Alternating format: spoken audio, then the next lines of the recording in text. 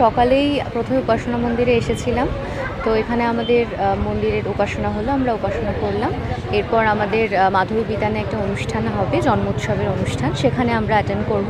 তারপর সন্ধেবেলায় একটা নৃত্যনাট্য হবে, পাঁচবাবন নিবেদন করবে, তো সেখানে আসবো। এভাবেই কাটাবো দিনটা। প্রথমে তো বৈতালিক ছিল, তারপর কবিকণ্ঠ ছিল, এবার উপাসনা হলো, এবার জন্মোৎসবের অনুষ্ঠান হবে, তারপর সন্ধ্যেবেলায় নৃত্যনাট্য।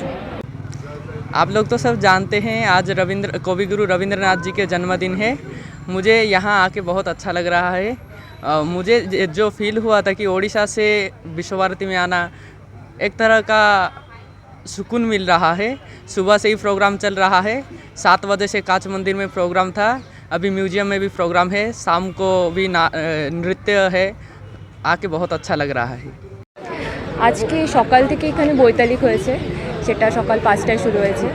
আমরা এখানে 5টা থেকেই সবাই এসেছি, এসে এখানে অনুষ্ঠান হয়েছে, 7টা থেকে শুরু হয়েছে, সেখানেও সবাই ছিলেন।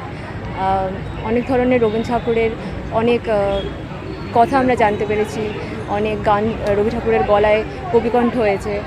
এইভাবেই আমরা সবাই দিনটিকে এনজয় করি। আজ সকাল থেকে কী কী আজ সকাল থেকে প্রথমে গৌড় প্রাঙ্গণে হচ্ছে বৈতালিক হয়েছে, সেখানে খোর করতালি দিয়ে সবাই দিনটি শুরু করেছেন। তারপরে এখানে উপাসনা গৃহে যেটা হয় আর কি প্রতি বুধবার করে, সেই বৈতালিক হয়েছে। তারপরে একটু আগে হচ্ছে রবি ঠাকুরের সম্পর্কে অনেক আলোচনা হয়েছে, রবি ঠাকুরের জীবন কাহিনী শোনানো হয়েছে। আর শেষে এখন আমরা সবাই আবার অনুষ্ঠান আছে, যদিও শেষ হয়নি এখনও, এখন সবাই একটু আশেপাশে থাকবে, তারপরে 9টা থেকে আবার শুরু হবে। এবার কি প্রথমবার নাকি আগেও এসেছেন? না, আমি প্রথমবার, আমার এবার এমএসসি ফার্স্ট ইয়ার, তো আমার এটা ফার্স্ট টাইম। কেমন অনুভূতি হচ্ছে? ভীষণ ভালো, মানে এখানে এসে একটা অন্য পরিবেশ পাওয়া যাচ্ছে, যেটা সচরাচর অন্য জায়গায় পাওয়া যাবে না। শান্তিনিকেতন আছে মানে বলে জন্যই এটা পাওয়া সম্ভব।